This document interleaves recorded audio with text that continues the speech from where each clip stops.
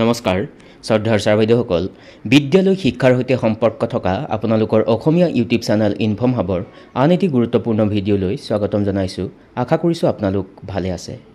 শিক্ষা ক্ষেত্ৰ সম্পৰ্কে যদি ক'বলৈ যোৱা যায় আপোনালোক সকলোৱে জানে বা জ্ঞাত যে বিভিন্ন ধৰণৰ অসুবিধাৰ আপোনালোকে সন্মুখীন হৈ আহিছে। যদিও অসম চৰকাৰৰ শিক্ষা বিভাগে শিক্ষা ক্ষেত্ৰক ইমপ্লিমেণ্ট কৰিছে বিদ্যালয় শিক্ষাৰ সৈতে বিসংগতি কিন্তু আছে সেই কথা স্পষ্ট আৰু সেই উদ্দেশ্য আগত ৰাখি অসম চৰকাৰৰ শিক্ষা বিভাগে এখন বিশেষ কমিটি গঠন কৰিছে আৰু এই সম্পৰ্কে আজি কিছুদিনৰ পূৰ্বে এখন পত্ৰ আহিছিল।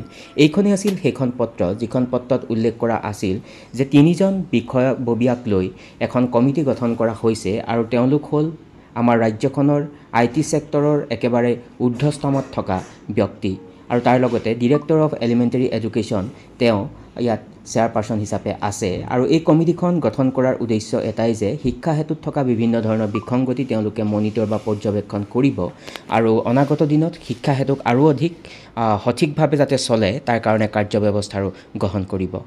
উল্লেখ কৰিব খুজিম যে বিভিন্ন ধৰণৰ সুবিধা অসুবিধাৰ সৃষ্টি হৈছে শিক্ষা ক্ষেত্ৰৰ জৰিয়তে, কিন্তু পৰৱৰ্তী সময়ত হয়তো অকণমান হ'লেও শিক্ষা ক্ষেত্ৰৰ পৰা পৰিত্ৰাণ পোৱাৰ উপক্ৰম থাকিব বা পৰিত্ৰাণ পাবলৈ আমিবোৰ সক্ষম হ'ম। উল্লেখ কৰিব খুজিম এই নতুন ব্যৱস্থাৰ জৰিয়তে এটা ছাপোৰ্ট টিকেট বিদ্যালয়সমূহে ল'ব পাৰিব বুলি কোৱা হৈছে। কেৱল বিদ্যালয় নহয়, বিদ্যালয়ৰ শিক্ষক শিক্ষয়িত্ৰী অভিভাৱক অভিভাৱিকাৰ লগতে নাগৰিকসকলে তেওঁলোকৰ মনৰ যি অনুভৱ, তেওঁলোকৰ পৰামৰ্শ, তেওঁলোকৰ সমস্যা আদিবিলাক কেইটামান বিশেষ পদ্ধতিৰ মাজেৰে তেওঁলোকৰ মতামত দাঙি ধৰিব পাৰিব। আৰু এই সকলোখিনি কথা জানিবলৈ হ'লে আমি আমাৰ ৰাজ্যখনৰ মাননীয় শিক্ষামন্ত্ৰী মহোদয়ে সামাজিক মাধ্যমত এটা পোষ্ট দিছিল। সেই পোষ্টটোৰ আলম লৈ কথাখিনি আপোনালোকৰ জ্ঞাতাৰ্থে ক'বলৈ চেষ্টা কৰিম। আহকচোন তেখেতে কি কথা উল্লেখ কৰিছিল এবাৰ চাবলৈ চেষ্টা কৰোঁ। তেখেতে উল্লেখ কৰি লিখিছিল, শিক্ষা সেতু এপ শিক্ষক অভিভাৱক আৰু নাগৰিকসকলে এপটোৰ সন্দৰ্ভত তেওঁলোকৰ সমস্যা অভিযোগ আৰু পৰামৰ্শ নৱগঠিত তিনিজনীয়া সমিতিৰ ওচৰত দাখিল কৰিব পাৰে। তাৰ পৰৱৰ্তী অংশত কেনেকৈ এই যি অভিযোগ দাখিল কৰিব পাৰিব সেই সম্পৰ্কে উল্লেখ কৰি লিখিছে, shikshasetu.assam.gov.in ৱেবছাইট নাইবা QR কোড স্কেন কৰি নাইবা shikshasetu.complaint@gmail.com মেইলৰ জৰিয়তে তেওঁলোকৰ অভিযোগ দাখিল কৰিব পাৰিব। তাৰ পৰৱৰ্তী অংশত সকলোবিলাক ষ্টেপ কেনেকৈ এই সকলোখিনি কাম কৰিব সেই সম্পৰ্কে ইয়াত দাঙি ধৰিছে, সেই বিষয়ে অকণমান চাবলৈ চেষ্টা কৰোঁ আহক। এই অংশখিনিত উল্লেখ কৰিছে অসম চৰকাৰ প্ৰাথমিক শিক্ষা সঞ্চালকালয় অসম কাহিলীপাৰা আৰু তাৰিখ আছিলে 20/7/2024।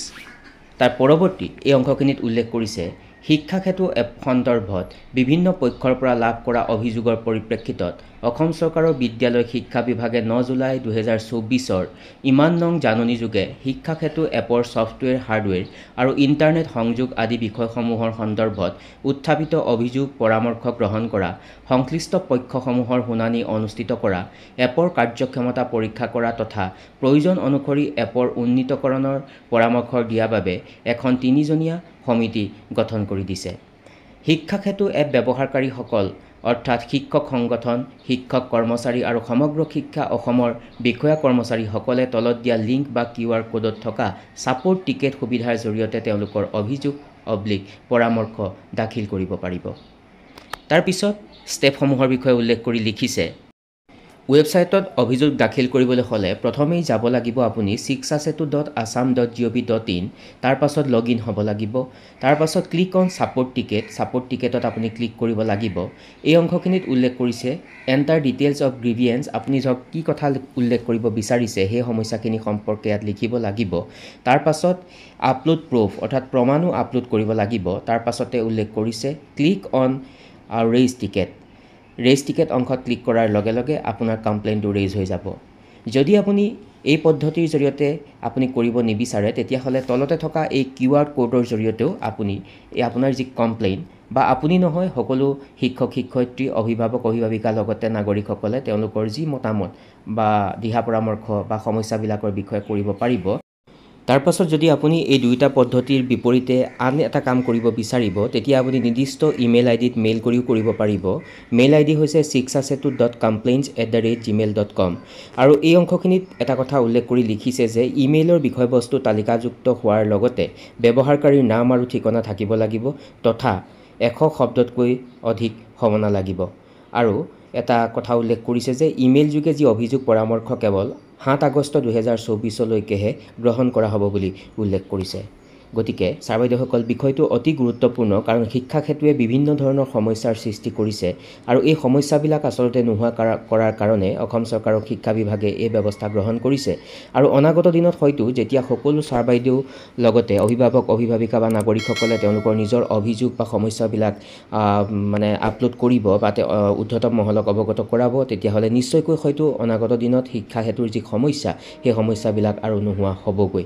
গতিকে বিষয়টো গুৰুত্ব বুজি উপস্থাপন কৰিবলৈ চেষ্টা কৰিলোঁ আৰু বিষয়টো যিহেতু সকলো ছাৰ বাইদেউসকলে জনাৰ প্ৰয়োজন থাকিব গতিকে যদি সম্ভৱ হয় আপোনালোকে কিন্তু আগলৈ শ্বেয়াৰ কৰিবলৈ নাপাহৰিব। গতিকে আজি আলোচনাৰ শিতান ইমানতে সামৰণি মাৰিছোঁ। সকলো ভালে থাকিব। নমস্কাৰ। Take care.